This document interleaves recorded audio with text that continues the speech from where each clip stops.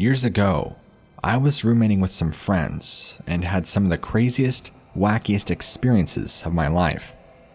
Not just wild parties, but, well, maybe I'll save that for another time.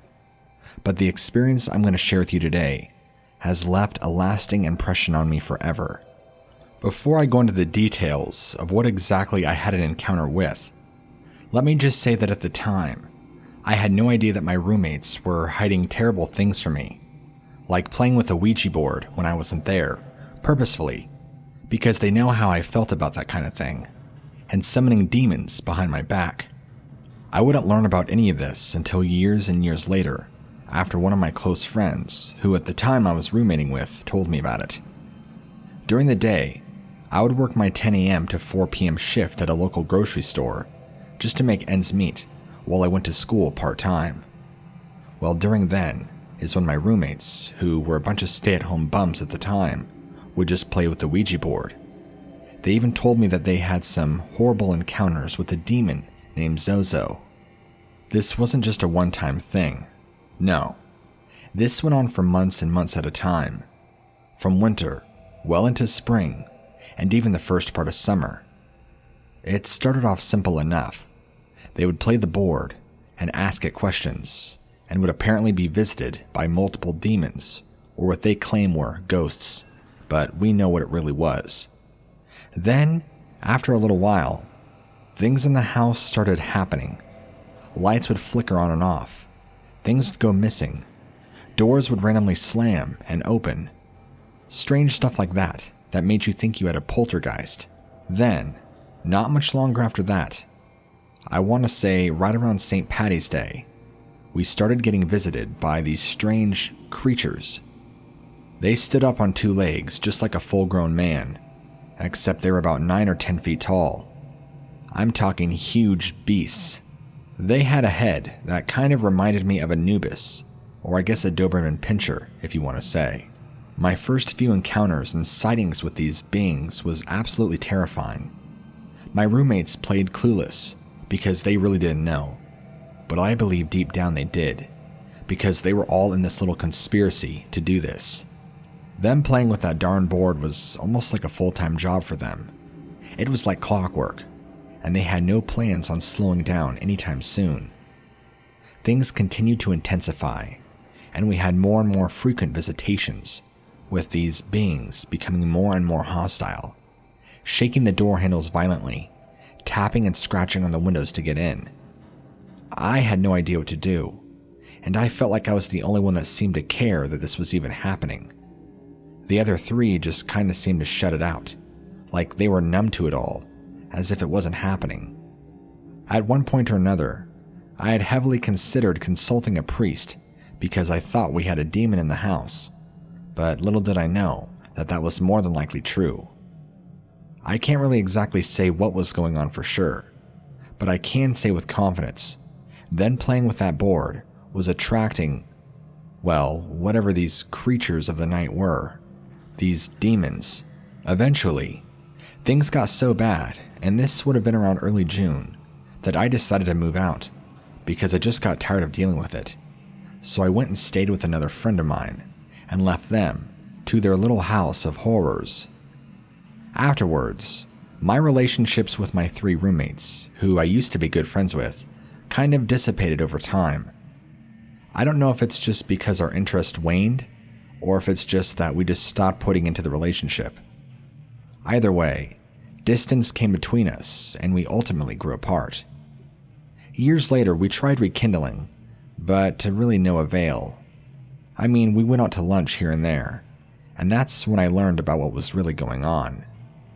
They told me that while I was gone, they would use the Ouija board for hours at a time, calling spirits, asking names, asking questions, inviting outside forces to come and dwell in the house in hopes that they would receive power and make things better.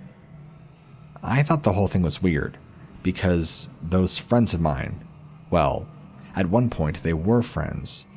They were pretty skeptical and agnostic, if I remember right, and to my recollection, they had no interest in magic or any sort of religion or superstitious supernatural activities. This is ultimately why the whole Ouija board situation came as a surprise to me when they broke the news. And when they initially pulled it out when I was first there, and told them I didn't want them playing with it, because they were playing with forces they shouldn't be messing with. They gave me so much flack for it, and thought I was a huge bummer for telling them no. So at the time, I just politely asked out of respect if they could not play it at all while I lived there. They agreed, and this is why I was so hurt and angry to find out they had been doing this behind my back for nearly 6 months out of the entire year.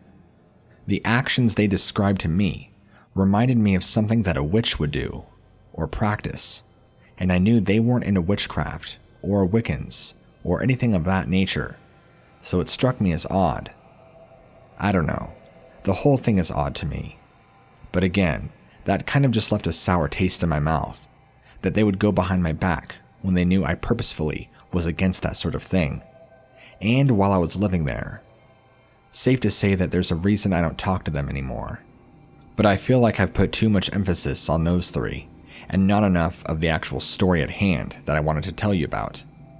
I guess there really isn't a whole lot to tell you, other than what I have, and basically describing what I would call demons, were these Anubis-looking creatures that, like I said previously, were about 9 to 10 feet tall.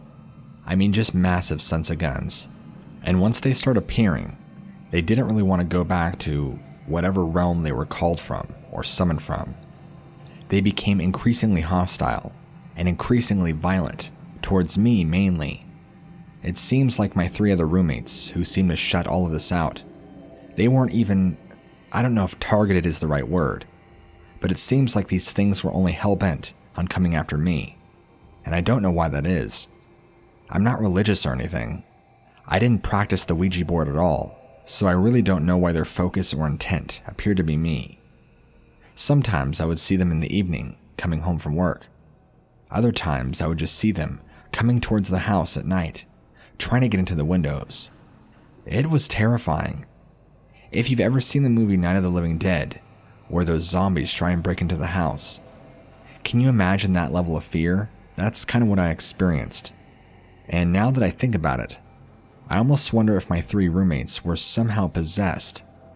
I don't know if by these things, but by something. Something was definitely drawing these demons in, and what it was, I don't know.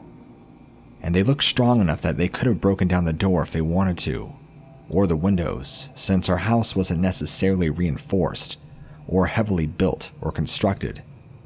All they did was violently shake the door handle, beat on the door, beat on the windows, and staring at us. We had to get thicker curtains at one point, because we just couldn't handle seeing them anymore. Then, come about late April, early May, and I began getting really, really sick. I want to say it was the flu, but I took tests for it, and nothing really showed up. It was flu-like symptoms, but I didn't have the flu. It all just seemed too coincidental for me. First these things appear, the house starts going crazy, they're using the Ouija board, and now all of a sudden I'm cast down with sickness?